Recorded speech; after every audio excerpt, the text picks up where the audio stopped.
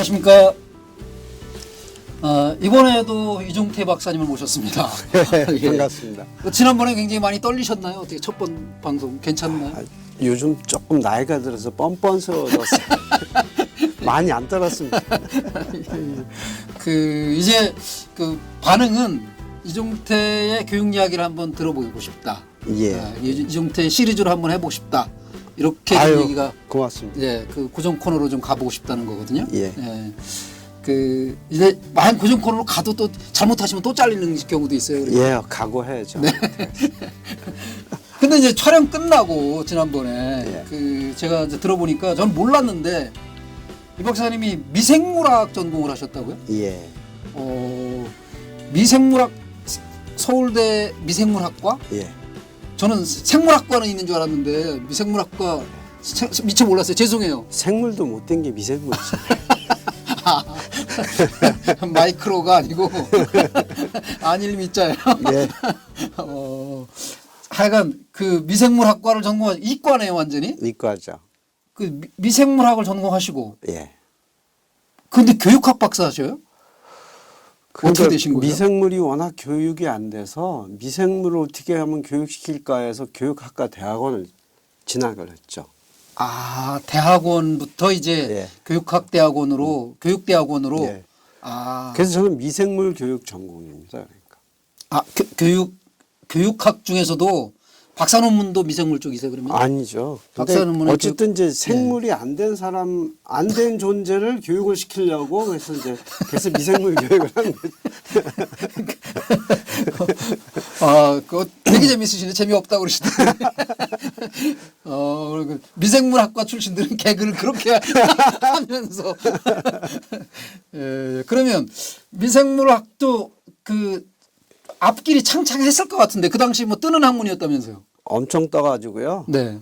그 당시는 이제 이과생들이 전원 다 자연계열로 들어가고, 네네.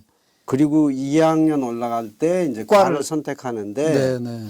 미생물학과가 이제 탑 1, 2, 3였어요. 아, 이과에서. 예, 그래서 들어오기가 무척 힘들었죠. 그 자연계열에서 2학년 때 이제 학과 고를 때 정말. 예. 그런데 저하고는 정반대인데요. 그러셨어요? 저는 독일어를 했는데 독일어는 뭐 외국어 계열, 어문학 계열 이런 쪽에서 아무도 안 갈려. 안 갈려. 그렇다고 그래요. 근데 어쨌든 그렇게 잘 나가는 학과에서 그러게 말입니다. 사범대, 그러니까 교육학과 대학원 시험을 보고 이제 면접을 하는데 노 교수님이 이렇게 보더니 자네는 왜 미생물학과를 놔두고 여기로 왔나? 그래서 제가 뭐라고 답을 했는데 좀 길어서 뭐 이 자리에 소개하기는 좀 그렇고. 그렇게 된 동기가 사실은 이제 뿌리가 깊어요. 75년에 이제 서울대학교 입학하고 며칠, 그러니까 딱 한 달 만에 첫 시위가 터졌어요. 지금도 기억하는데 75년 4월 3일. 근데 누가 뭐라고 하지도 않았는데 저는 그 시위대에 참여해서 끝까지 그러다가 저 봉천동 사거리까지 뛰쳐나가서 뭐 어쩌다가 이제 남부서로 쫙 연예인 가가지고 거기서 각서 쓰고 나온 기억이 있거든요. 왜? 학생운동을 그냥 1학년 4월 3일이면은 3월 달에 입학해가지고. 한 달. 한 달 만에 아무것도 모를 거 아니에요. 무슨 동아리도 아직 안 들어갔을 거고 선배들도 없을 거고. 없죠. 그냥 박정희는 나쁘다. 뭐 이런 생각. 근데 유신 때. 그렇죠. 그러니까 그게 저도 왜 그랬을까 싶어요. 그런데 뭔가 이 사회는 잘못됐다. 뭐 이런 생각으로 열심히 이제 데모가 일어나면 남들보다 맨 앞에는 아니지만 꼭 참여해서 으쌰으쌰하고 뭐 그랬던 기억이 있는데 그런데 이제 저는 그때 제가 알바해서 대학을 다녀야 되니까 시간이 없었어요. 저녁이면 아르바이트 하러 가기 바빴고 또 그 주말에는 제가 교회 봉사를 워낙 열심히 해가지고 그래서 이제 그러다 보니까 그 서클이나 이런 데는 관련이 없었습니다. 네, 네. 이제 그러다가 이제 약간의 변화가 언제 생겼냐면 대학 4학년 올라가는 해에 제가 그 열심히 다니던 그 교회를 일단 나왔어요. 7, 8년도에 78년도 네네. 1월 달부터 그러면서 이제 조금 사회과학의 눈을 약간 돌리면서 사람들을 이제 제가 살고 있는 안양 지역사에서 저 만나고 그러다가 네. 그 해 여름에 구로공단에 야학을 가게 됩니다. 아, 야학교사 출신이시군요. 그 이제 뭐 올해는 못했는데 네. 야학교사를 하면서 그때 일주일에 4일 알바 가는데 이틀은 오후 2시부터 가가지고 11시까지 네. 야학에서 네. 중등반, 고등반 하면서 이제 그 공장 노동자들하고 같이 지냈죠. 네. 그러는 와중에 이제 차츰 마음속에 무슨 생각이 들었냐면 네. 내가 미생물학과 졸업하면 난 이렇게 저렇게 안정되게 살 거다. 네, 네. 근데 지금 이렇게 세상이 참 어렵고 대한민국이 앞날이 어떻게 될지 모르는데 나 혼자 편히 사는 게 맞나? 예, 예. 근데 그런 생각을 하게 된 거는 다분히 교회 영향이었을 겁니다. 아, 예.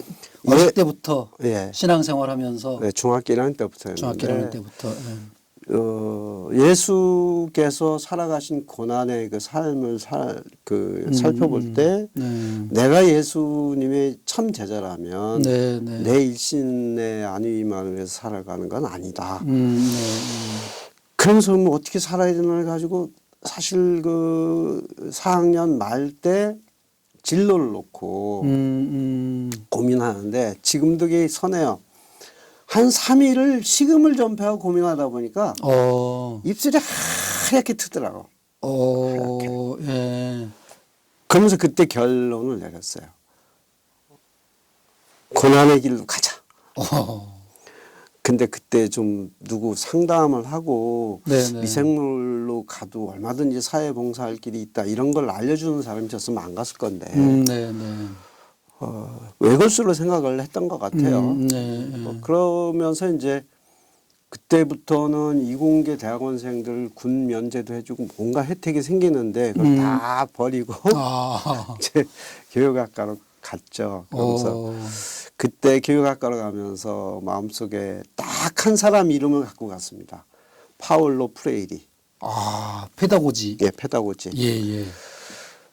근데 그때 페다고지 책만 가지고 있다 걸려도 다 구속될 때잖아요. 그랬었죠. 페다고지. 그랬었어요. 그래서 서울대 가서 교육학과 가서 정말 페다고지 교육 이론을 깊이 있게 공부해 가지고 한국 사회를 변화시킬 수 있는 뭘 하겠다 이런 꿈을 안고 갔는데 졸업할 때까지 페다고지 피자도 못 봤어요. 책을 아예 못 본 거예요. 이제 책은 가지고 있었지만 예. 교육학과 분위기가 예. 그거와는 정반대의 미국의 실증주의적이고 행동과학적인 이제 그런 이론만 좀 있던 데니까 투입한 만큼 뭔가 성과가 나와야 되고. 그러다가 이제 그러면서도 공부는 안 하고 이제 매일 이제 노동자들 만나고 좀 지역에서 또 뭐 그 이런저런 사회운동에 참여하다 보니까 논문도 못 쓰고 군대 갔다 왔죠. 근데 군대 갔다 나오니까 이제 다른 길이 없는 거예요. 이제 교육학과 대학원생으로 살아가는 길밖에 없는 거죠, 이제. 졸업을 안 한 채로 논문을 못 썼으니까 수료만 한 채로. 그래서 갔다 와서 이제 본격적인 교육학도의 길을 걷고 논문 쓰고 좀 이따 박사과정 가고 이제 그렇게 해서 이제 교육학도의 삶을 살기 시작한 거죠. 그러면 미생물 하신 분이 뭐 야학교사 좀 했다고 그러고 뭐 시위에 좀 참여했다고 하시더라도 파울로 프레이리 책을 읽고 하실 정도면 그냥 뭔가 파울로 프레이리를 이 박사님한테 가져다 준 뭔가가 있을 거 아니에요? 그냥. 그러니까 이제 파울로 프레이리의 그 교육 어떻게 접했으며? 그거 나도 처음에 그 책을 어떻게 접했는지 모르지만은 78년 9년에 우리나라의 그 사회과학 서점들이 막 생겼었잖아요. 그랬었죠. 그때 이제 그 해적판으로 이렇게 복사해서 팔던 책 중에 이제 페다고지가 있었고, 79년인가에 그 최광석 선배가 그 책을 번역해서 그 낸 책이 있었어요. 물론 이제 번역이나 여러 가지로 이제 읽기는 까다로웠어요. 돌아가신 돌아가신 분. 네네네. 그래서 그걸 가지고 이제 조금 맛을 봤죠. 네네네. 그런데 제가 대학 4학년 때 알바를 어떤 그 산업송계하는 목사님, 네네. 그 따님들을 제가 가르쳤었는데 그분하고 대화하는 과정에 제가 교육학과 대학원을 가겠다 그랬더니 그분이 파울로 프레이를 말씀하시더라고요. 교육학을 전공하려면 교육 철학을 해야 된다. 그리고 파울로 프레이를 좀 봤으면 좋겠다. 이제 그런 이야기도 듣고 그래서 이참 저참 이제 야학하면서 노동자들의 의식화가 중요하다는 생각을 했고 결국 노동자들이 세상을 올바로 보고 비판적인 의식을 통해서 세상을 변화시키려는 의지를 가져야만 뭔가 좀 일이 되는데 그 과정에서 파울로 프레이리 의식화 교육론이라는 게 대단히 중요하다. 뭐 그런 정도였죠. 근데 그게 이제 교육 일반적인 맥락에서 어떻게 적용될 수 있는지 이제 이런 거를 이제 좀 공부해서 해보겠다고 했는데 대학원 다니는 동안은 뭐 전혀 공부도 못했고 뭐 그런 걸 못했던 거죠. 아직도 파울로 프레이리의 교육론은 요즘도 강의할 때 이제 그 책을 많이 읽히는데 여전히 우리가 연구해야 될 그 관점에서 보면 교육에 대한 생각이나 철학이나 개념이 굉장히 달라집니다. 그래서 그런 데 대한 관심은 아직도 가지고 있는데 하여튼 그렇게 됐던 거죠. 제 아내가 89년도 그 전교조 해직 그런 세대거든요. 그래서도 이제 페다고지를 그때부터 그 88년 그때 접했어요. 저는. 그래서 저도 이제 사대 출신이고 그러니까 이제 교육에 대해서 기본적으로 알았죠. 사대 다닐 때는 페다고지 못 들어봤고 못 들어보죠. 근데 하여간 지금 굉장히 반가웠어요. 페다고지 동지. 여러 가지로 동지네요. 그렇게 해서 이제 대학원을 마치시고 이제 군대 갔다 오시고 이제 그 박사학위도 받으시고 이제 교육학으로 이제 미생물을 완전히 떠나신 거네요. 완전히 떠났죠. 요즘 동창회도 안 나갑니다. 동창분들은 되게 어디 그쪽에 과학계통에 계시나요? 아니면 대부분 뭐? 유독 저희 동기들 중에는 좀 그 외도한 친구들이 많아요. 미생물 졸업하고 뭐 언론인으로 나갔다든가 또는 뭐 하여튼 공무원이 행시 봐서 공무원이 된 사람도 있고 이제 그런데 특히 이제 제 고등학교 동기들이 그렇고요. 또 착실하게 미생물에서 미생물 쪽에 이제 그 유명한 교수들이 된 사람들도 많고 그렇습니다. 그 뭐 거두들이시겠어요. 그 미생물에 계속 계셨으면. 그렇죠. 뭐 그 중에 가장 대표적인 학자라고 하면 이제 서울대학교 그 예전에 황우석 사건 때 이렇게 한참 활약했던 노정혜 박사라고 뭐 그런 동기들 중에 유명한 사람들이 많이 있어요. 그래요. 그러면 이제 교육에 그 꽂히게 된 그 파울로 프레이리 그 교육 철학 이것을 고민하시고 지금도 그 사람들한테 소개하시고 교육하고 할 때 인용도 하시고 하는 그런 생각을 가지고 계신 분인 것까지 이제 됐어요. 앞으로 이종태의 교육 이야기를 풀어나가려면 이제 교육 시리즈를 좀 쭉 이제 아이템별로 좀 다뤄야 될 텐데 여러 가지 뭐 있겠지만 그 중에 뭐 한두 꼭지 정도는 뭐 어떤 아이템들을 좀 다뤄봤으면 좋겠다 이런 생각들이 좀 있으신 걸 하면서도 계속 나오겠지만. 뭐 꼭지라기보다는 이제 어떤 문제의식 같은 거를 먼저 말씀을 드렸으면 좋겠는데 제가 이제 뭐 프레이리에서도 보지만은 제가 교육에 대한 생각 중에 가장 그 마음 아프다고 할까요? 아니면 좀 꽂힌다고 할까 하는 것은 아이들이 너무 객체화되고 있다. 객체. 예, 그러니까 주인이 아니고 네. 손님 내지는 대상 통제의 대상 뭐 이런 식으로 돼 있는데 물론 뭐 이 근대 교육 자체가 그렇고 오랜 교육의 역사가 그런 역사였지만 이제는 이제 급격하게 이제 아이들을 주인으로 놓으려고 하는 움직임이 크잖아요. 근데 한국에서는 그런 변화의 기미가 너무 안 보인다. 그러면서 세계에서 가장 오래 공부하고 가장 열심히 공부하는데 공부는 가장 싫어하고 가장 불행함을 느끼는 게 한국의 학생들이다. 이런 것들을 어떻게 좀 물길을 바꿀 거냐 하는데 제 교육학 인생의 가장 중심 테마라고 저는 스스로 생각을 합니다. 그러다 보니까 이제 대안교육에 열심히 이제 이렇게 노력하기도 하고 그랬는데 그런 관점에서 우리 교육을 어떤 시각으로 좀 볼 거냐 하는 문제와 그러한 노력을 표출하는 구체적인 실천 영역이 어떤 것들이 있느냐 뭐 이런 이야기들을 좀 말씀드리고 싶고 요즘 와서 이제 그것과 연관된 거지만 또 하나 굉장히 좀 이렇게 깊이 있게 좀 보고 싶고 막 목소리를 내고 싶은 것은 이제 미래.